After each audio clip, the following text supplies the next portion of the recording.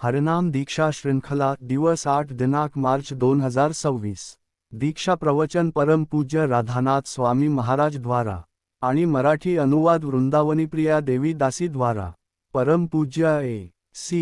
भक्तिवेदांत स्वामी श्रील प्रभुपाद तसेच ब्रह्म मध्व गौडीय संप्रदायातील आपल्या पूज्य आचार्यांच्या वतीने आता आपण या हरनाम दीक्षा समारंभाचा प्रारंभ करीत आहोत।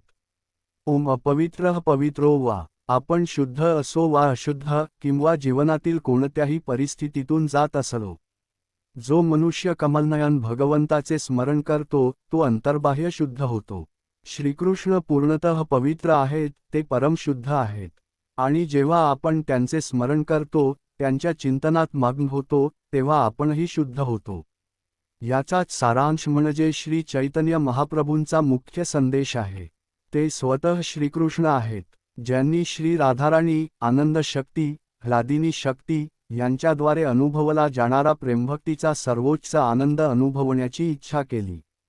तसेच श्री चैतन्य चरितामृत सांगते की हा युगावताराचाही काळ होता। श्रीकृष्ण, जे सर्व अवतारांमध्ये अत्यंत कृपाळू आणि उदार आहेत, कलियुगात प्रकट झाले। श्रील प्रभुपाद कधी कधी म्हणत असत, अजून अलीकडेच श्री चैतन्य महाप्रभू प्रकट झाले आहेत।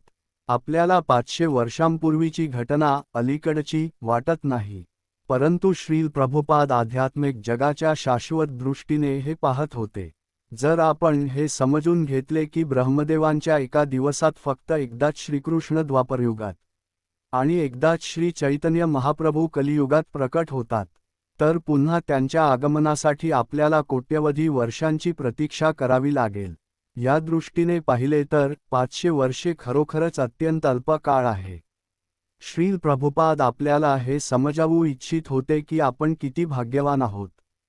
श्री रूप गोस्वामी स्पष्ट करतात की शुद्ध भक्तीचा एक प्रमुख गुण आहे, ती अत्यंत दुर्लभ आहे। का? कारण स्वयं श्रीकृष्ण, जे संपूर्ण सृष्टीचे अधिपती आहेत, ते आपल्या भक्तांच्या प्रेमाच्या अधीन व्हावे अशी इच्छा धरतात, ज्यांना ते शुद्ध भक्ती प्रदान करतात।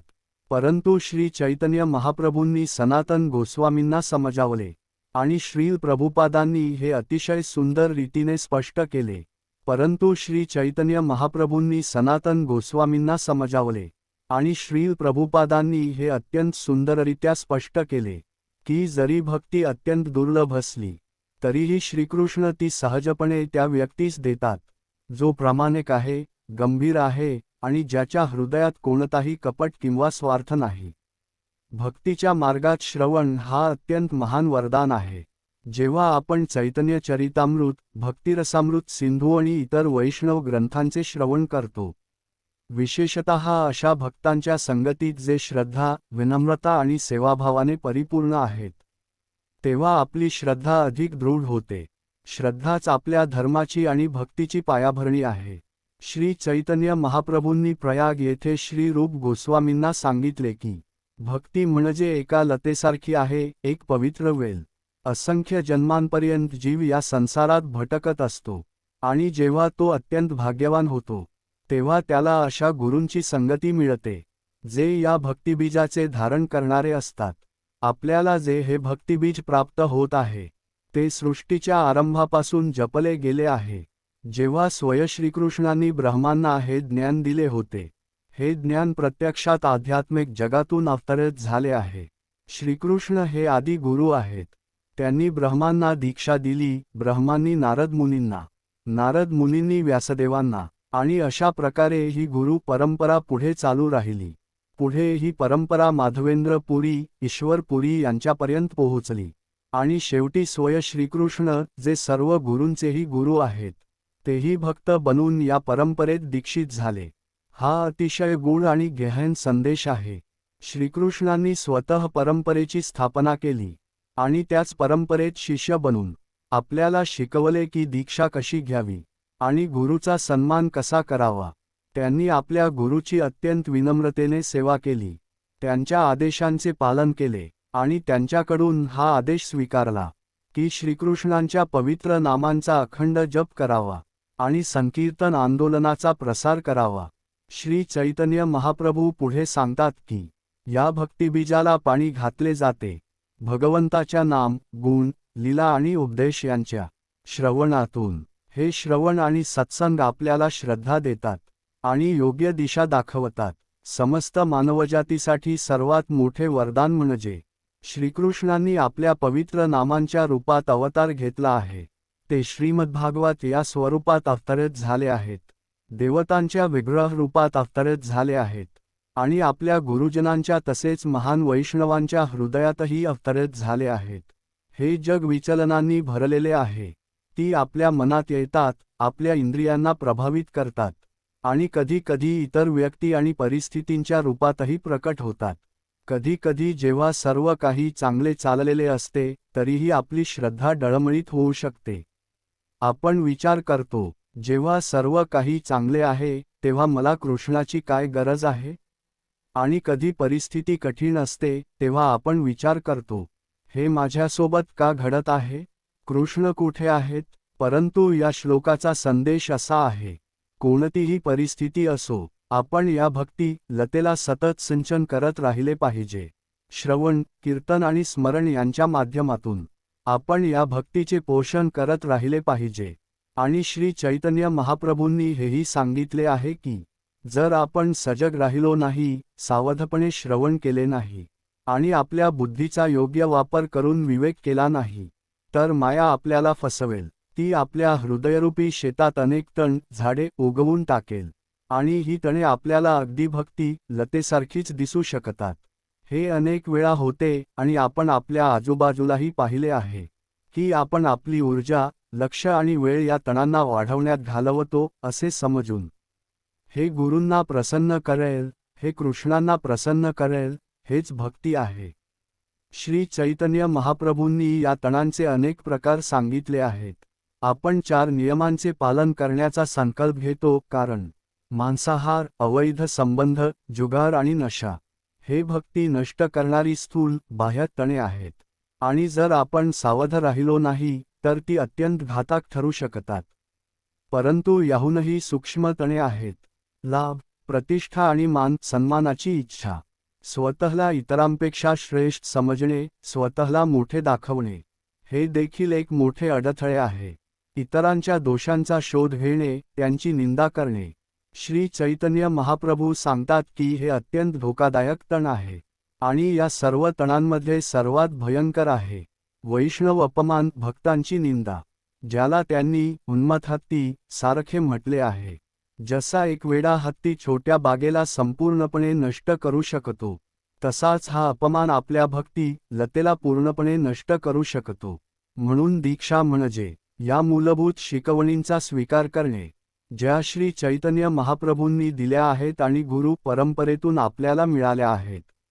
आपण हा संकल्प फक्त आज्ञापालनामुळे घेत नाही, तर कृतज्ञतेमुळे घेतो. सर्व सद्गुणी समाजांमध्ये एक तत्त्व मानले जाते, कृतज्ञता ही सर्व गुणांची जननी आहे.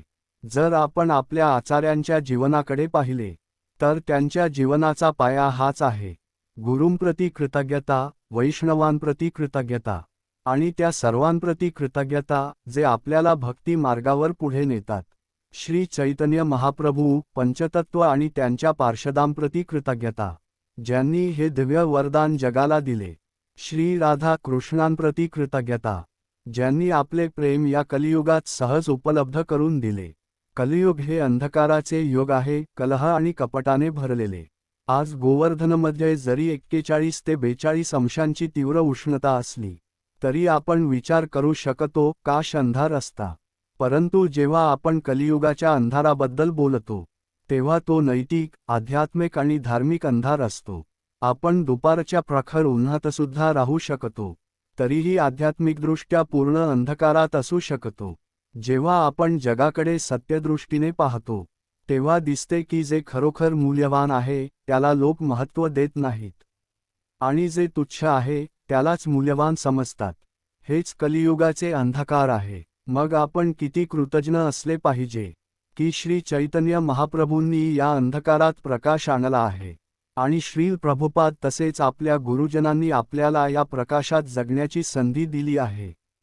ही अत्यंत दुर्लभ गोष्ट आहे.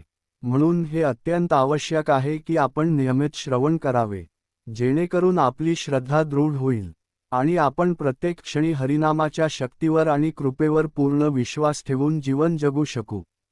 जर आपण खरोखरच असे मानत असू की भगवंताची सर्व शक्ती, माधुर्य, प्रेम आणि महिमा त्यांच्या पवित्र नामांमध्ये आहे, तर आपण किती उत्साहाने, किती निष्ठेने सतत नामजप करू आणि भक्तांच्या संगतीत राहू. वृंदावनातील एका महान कवीने, जे नारोत्तमदास ठाकूर आणि श्रीनिवास आचार्यांचे अतिशय प्रिय सहचर होते, एक सुंदर प्रार्थना केली.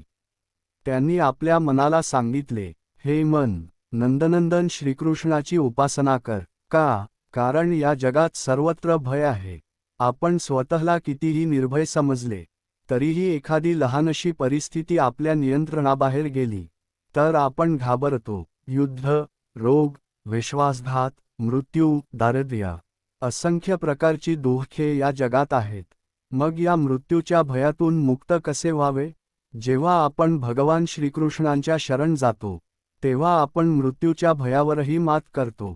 आणि जर एखाद्या भक्ताला मृत्यूची भीती वाटत असेल तर ती देखील चांगली गोष्ट ठरू शकते, कारण ती भीती आपल्याला अधिक गांभीर्याने भगवंतांच्या शरण जाण्यास प्रेरित करते आणि या मानवजन्माच्या अमूल्य संधीचे महत्त्व समजण्यास मदत करते. 84 लाख योन्यांमध्ये वृक्ष, जीवाणू, कीटक, मासे, पक्षी, प्राणी यामध्ये मानवी जन्म अत्यंत दुर्लभ आहे आणि त्याहूनही अधिक दुर्लभ आहे भक्तांची संगत. कारण हाच सांग आपल्या श्रद्धेला वाढवतो की श्रीकृष्ण हाच आपला खरा आश्रय आहे आणि ते विशेषतः आपल्या पवित्र नामांमुळे आपल्याला सहज उपलब्ध आहेत. राधे कृष्ण, हरे कृष्ण. आपण दररोज काही वेळ काढून आपल्या मनाला पवित्र नामांच्या अमृतात स्नान घालू इच्छितो. महामंत्राच्या माध्यमातून श्री चैतन्य महाप्रभूंनी अतिशय सोपा उपदेश दिला.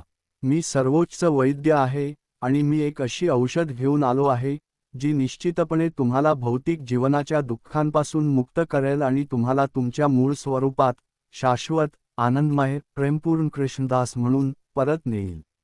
आणि ती औषध म्हणजे पवित्र नाम. कधी कधी आपल्या मनस्थितीनुसार किंवा परिस्थितीनुसार ही औषध गोड वाटते, तर कधी कधी कडू वाटते. कधी ती घेणे सोपे वाटते, तर कधी कठीण. म्हणूनच ती योग्य भावनेने आणि श्रद्धेने सतत ग्रहण करण्यासाठी आपल्याला दृढ श्रद्धेची आवश्यकता असते. महाप्रभूंनी सांगितले, जो मनुष्य असा विचार करतो की तो भक्तांच्या संगतीशिवाय कृष्णभावनामृतात प्रगती करू शकतो, तो मूर्ख आहे. आपल्याला एकमेकांची गरज आहे, आपल्यापेक्षा वरिष्ठ भक्तांची आणि आपल्या समवयस्क भक्तांची. आपल्या सर्व आचार्यांनी एक सोपा तत्त्व शिकवले आहे आणि श्रील प्रभुपादांनी ते अत्यंत सुंदररित्या स्पष्ट केले आहे. जसे जसे आपण आध्यात्मिकदृष्ट्या प्रगती करतो तसे तसे आपण प्रत्येक भक्ताला स्वतःहून श्रेष्ठ मानतो आणि स्वतःला अत्यंत तुच्छ समजतो. यालाच त्यांनी वैकुंठ चेतना असे म्हटले, जिथे आपण प्रत्येकाला स्वतःपेक्षा श्रेष्ठ मानतो. अगदी नवीन भक्तांबद्दलसुद्धा आपण असा विचार करतो, किती मोठी कृपा आहे की हा व्यक्ती मला सेवा करण्याची संधी देत आहे. आणि आपण वरिष्ठ भक्तांचे मूल्यांकन भौतिक दृष्टिकोनातून करत नाही. आचार्यांनी या सर्व भौतिक संकल्पना मोडून काढल्या आहेत. भक्तिसिद्धांत सरस्वती ठाकूर अत्यंत महान विद्वान होते आणि त्यांचे गुरु गौरकिशोर दास बाबाजी महाराज बाह्यदृष्ट्या अशिक्षित होते. तरीसुद्धा त्यांनी आपल्या गुरूंना सर्व प्रकारे श्रेष्ठ मानले, कारण ते त्यांना श्रीकृष्ण देत होते. आणि दोघांनीही भक्तिविनोद ठाकूरांना गुरु म्हणून स्वीकारले, जे गृहस्थ होते आणि कुटुंबासह जीवन जगत होते. यातून आपल्याला समजते, वैकुंठ चेतना म्हणजे भौतिक मापदंडांच्या पलीकडे जाऊन भक्तांचे खरे मूल्य ओळखणे. श्री चैतन्य महाप्रभू आणि रमानंद राय यांच्या संवादात जेव्हा रमानंद राय यांनी भक्तीच्या सर्वोच्च रसांचे वर्णन केले, तेव्हा महाप्रभूंनी त्यांना विचारले, सर्वात मोठे दुःख कोणते? त्यांनी उत्तर दिले, भक्तांच्या संगतीचा अभाव हाच एकमेव दुःख आहे. यातून आपण समजू शकतो की या भक्तीच्या वरदानाबद्दल आपली श्रद्धा किती गाढ असली पाहिजे.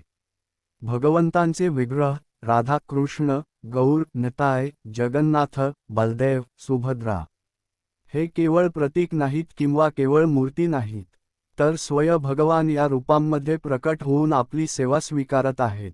म्हणून हरिनाम दीक्षा अत्यंत महत्त्वाची आहे, कारण आपण आपल्या जीवनाचे समर्पण करत आहोत, श्रद्धा वाढवण्यासाठी आणि निष्ठावान बनण्यासाठी. आणि निष्ठा म्हणजे प्रामाणिकपणा, विनम्रता आणि दृढता. भगवद्गीतेत सांगितले आहे, तू जसा माझे स्मरण करशील तसाच मी तुझ्यासमोर प्रकट होईन.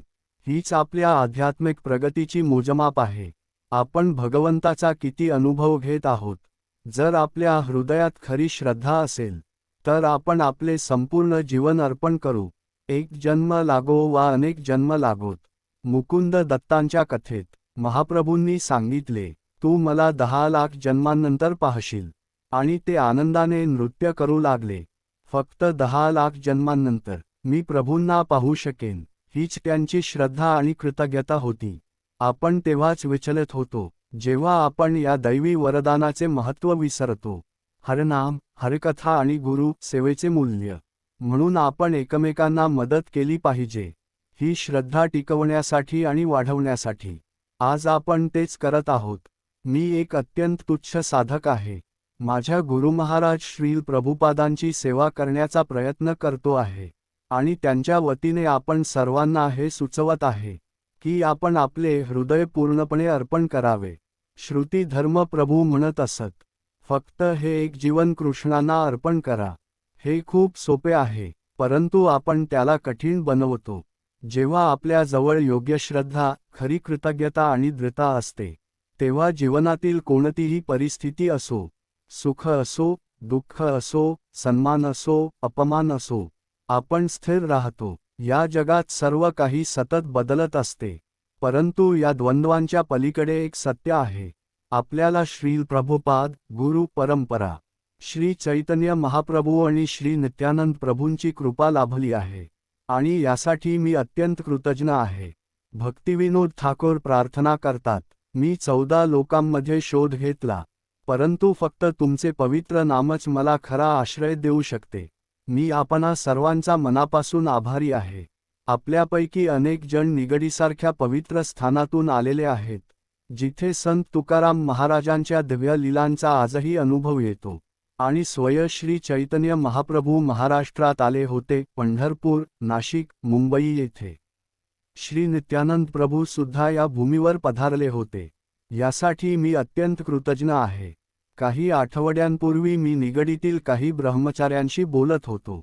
जेव्हा मी पहिल्यांदा तिथे येऊ लागलो तेव्हा तिथे फक्त गोपालचारी प्रभू होते.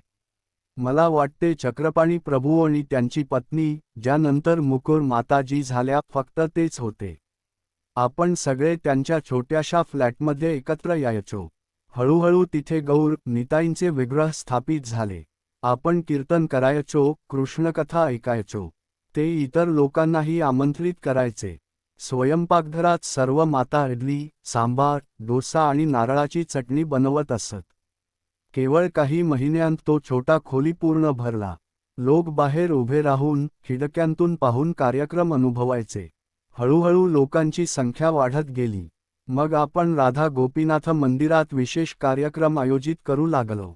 जेव्हा जेव्हा परदेशातून किंवा इतर ठिकाणांहून अतिथी येत, तेव्हा आपण नेहमी निगडीत कार्यक्रम ठेवत असू, कारण लोक तिथल्या साधेपणाने, सहजतेने आणि हरनाम कीर्तनाच्या उत्साहाने फार प्रभावित होत. आणि हळूहळू आपण सर्वांनी पाहिले, त्या छोट्या, साध्या सुरुवातीपासून आज एक सुंदर मंदिर उभे राहिले आहे.